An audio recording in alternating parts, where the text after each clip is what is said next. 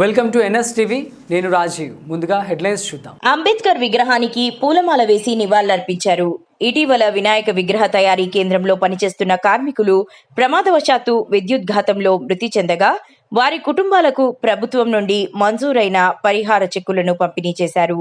కోరుట్లలోని social welfare residential స్కూల్లో విద్యార్థులతో కలిసి భోజనం చేసి కాంగ్రెస్ పార్టీ ఏర్పాటు చేసిన కార్యకర్తల ఆత్మీయ సన్మాన కార్యక్రమంలో పాల్గొన్నారు.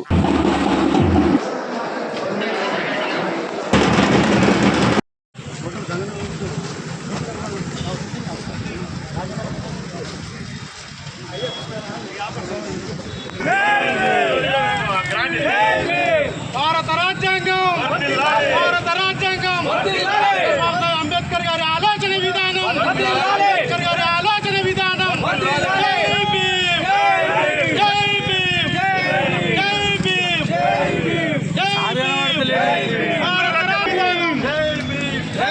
అంబేద్కర్ గారి ఆలోచన విధానం.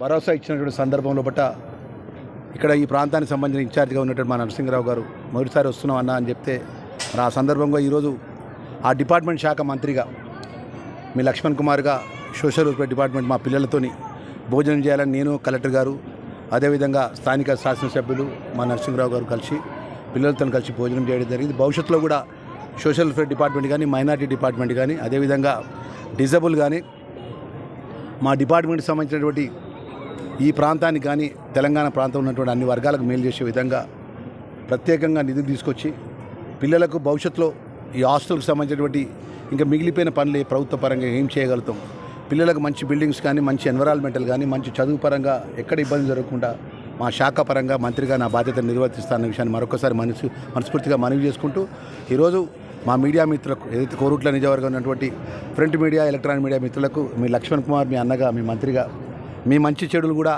మా బాధ్యత అని చెప్పి నేను మనవి చేసుకుంటూ మొదటిసారి వచ్చిన కాబట్టి మనస్ఫూర్తిగా పేరున అందరికీ మనస్ఫూర్తిగా నమస్కారాలు తెలియజేస్తున్నాను. మంత్రి గారు నిరుద్యోగులకు కాంగ్రెస్ పార్టీ ఏం చేయలేదు అని జూలై 4న చలో సెక్రటేరియట్కి నిరుద్యోగులు పిలుపునిస్తే వాళ్ళకి బీఆర్ఎస్ మద్దతు తెలిపింది. ఈ గవర్నమెంట్ ఏడాదిన్నరలో 12,000కు మించి జాబ్స్ ఇవ్వలేదని హరీష్ రావు చెప్తున్నారు. ఏం చెప్తారు? 2014 నుంచి 18 నుంచి 23 వరకు వారు రాజ్యాన్ని వెళ్ళినప్పుడు లోపల వాళ్ళు ఏం పని చేసినా ఒకసారి శ్వేతపత్రం విడుదల చేయమనండి. వారు ఏదైతే పరిపాలన టీఆర్ఎస్ పార్టీ మాజీ ముఖ్యమంత్రి కేసీఆర్ గారు, మాజీ మంత్రి హరీష్ రావు గారు, మాజీ మంత్రి కేటీఆర్ గారు, వారి మంత్రివర్గం కానీ వారి యొక్క ప్రభుత్వంలో ఉన్న వారు ఎవరైతే పనిచేసిన వారంతా మేము 10 సంవత్సరాల లోపల తెలంగాణ ప్రజలకు, పేదవాళ్లకు ఇండ్లు ఇచ్చినాం, పేదవాళ్లకు భూమి లేని వరకు 3 ఎకరాల భూమి ఇచ్చినాం. ఎవరైతే నిరుద్యోగ యువకులకు ఇన్ని శాఖల్లో కూడా మేము ఉద్యోగాలు ఇవ్వడం జరిగింది. ఇన్ని విధాల మేము మా ప్రభుత్వంలో కూడా మేలు చేసిన విషయాన్ని ఒక శ్వేతపత్రం విడుదల చేసి ఇప్పుడు మాట్లాడితే పద్ధతి ఉంటుంది. భారతదేశంలో ఈరోజు కేంద్రంలో భారతీయ జనతా పార్టీ కేంద్రంలో అధికారం ఉన్నది. రాష్ట్రాలు భారతీయ జనతా పార్టీకి సంబంధించినటువంటి రాష్ట్రంలో ప్రభుత్వాలు కూడా ఉన్నాయి.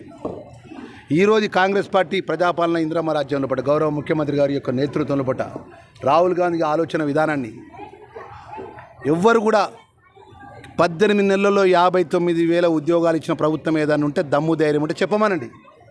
హరీష్ రావు గారు కానీ, బీజేపీలం కానీ. అది కాకుండా ఏదైతే రాజకీయ పరంగా వాళ్ళ మనుగడ కోసం ఏదైనా కార్యక్రమం చేపడితే మేము మద్దతు ఇస్తున్నామంటే మద్దతు ఇస్తే ప్రజలు అన్నీ గమనిస్తారు. ఒక నాయకునిగా ఒక ప్రభుత్వంలో ఉన్నప్పుడు 10 సంవత్సరాలకి నువ్వు ఏం పని చేసినావంటే ప్రజలకు ఈ పని చేసినా అని చెప్పి చూపెట్టి నువ్వు మాట్లాడుతూ ఒప్పుకుంటాం. రేపు పొద్దున మేము 4 సంవత్సరాల తర్వాత మమ్మల్ని కూడా ప్రజలు ప్రశ్నిస్తారు. మీరు ఏం పని చేసినట్టే మేము చెప్తాం. 200 యూనిట్ ఉచిత కరెంట్ ఇచ్చినాం, మహిళా సోదరుల మందికి ఉచిత బస్సు సౌకర్యం ఇచ్చినాము, సన్న బియ్యం ఇచ్చినాము, రేషన్ కార్డులు ఇచ్చినాము, ఇంద్రమ్మ ఇండ్లు ఇచ్చినాము,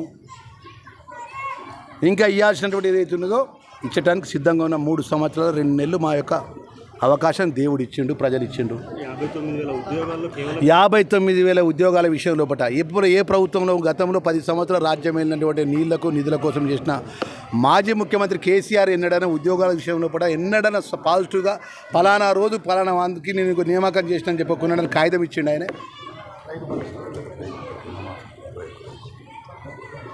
ఈరోజు మా మిత్రులు నిరుద్యోగుల విషయం అడుగుతున్నాడు కాబట్టి నేను చెప్తున్నా ఒక మంత్రిగా చెప్తున్నా.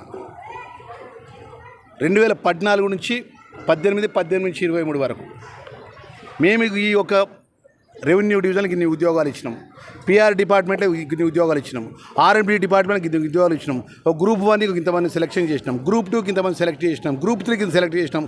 చెప్పమనండి దమ్ము ధైర్యం ఉంటే హరీష్ రావు గారు కానీ మాజీ ముఖ్యమంత్రి కేసీఆర్ గారు కానీ ఇది మాట్లాడకుండా వాళ్ళకున్న తెలంగాణ ఉన్న ఆశా భాషతోని తెలివిగా మాట్లాడడం, తెలివిగా ప్రజలను ఆకొట్టి డైవర్ట్ చేసుకుంటే ప్రజలు నమ్మే ప్రశ్నలు లేరు. ఈరోజు రైతన్నలకు, అన్నదాతలకు, మీ అందరికీ తెలిసి ఇక్కడ ఉన్నటువంటి మొత్తం విద్యావేత్తలకు, చదువుకున్న వ్యక్తులందరూ